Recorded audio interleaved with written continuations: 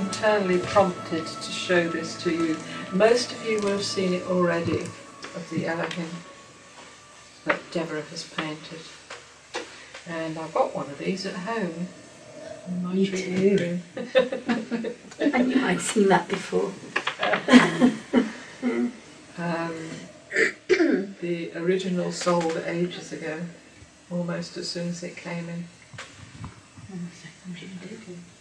And the ELOHIM, some of you will not be aware of who the ELOHIM are. Am I right? I'm starting to open up to them. You have told me before, but I've really forgotten exactly. Okay. So, the interesting thing is that as Deborah has painted them, it's so similar to the way I see them. And yet in painting them, you've got to make them more physical, as it were. More solid or something like that. And of course, being 10th dimensional, they're almost formless. They're also extremely telepathic. I mean, that's how they exist. Right? They exist as like a group of energies. Each has its specific function, and they communicate with one another to have a sort of what's the word? Come to the same decisions on things.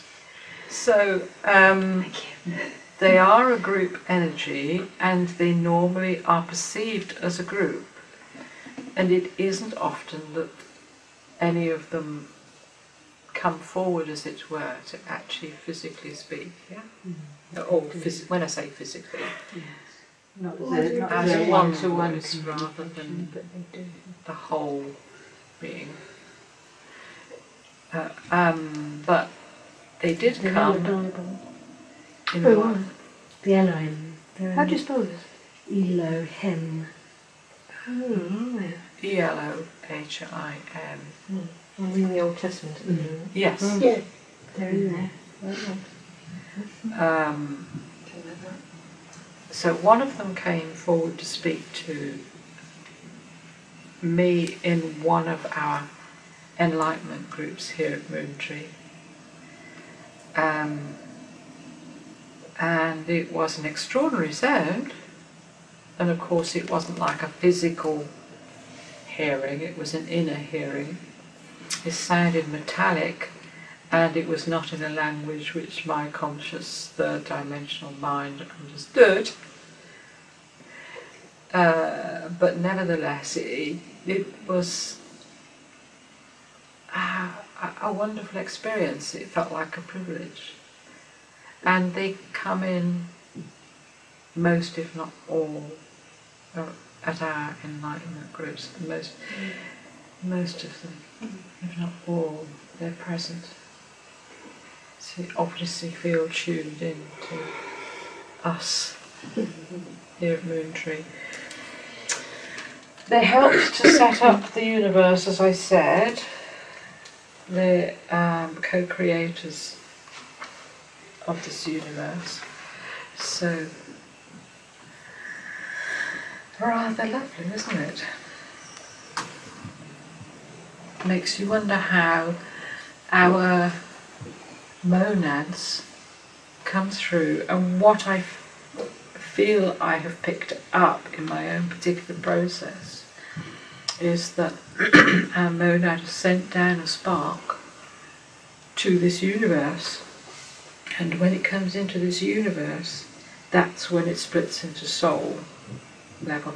That is what I feel now from my experience, and I would ask you, rather than being the oracle at Delphi, Zilla, I certainly don't know everything. Nobody knows everything except, you know, if you're in total source, if you're in total unity, I don't think you'd be on the planet anyway. I don't think you could take the high vibrations, but certainly we can achieve something approaching that feeling of unity, as we've seen today. We're all growing, we're all learning, we're all understanding. I'm passing on to you many of the things I've learned and understand and or experienced, and everybody else, all the other teachers out there have their own experiences. Deborah has hers, Celia has hers, Esther has hers. Everybody has their own learning and growing and understanding. So we all contribute.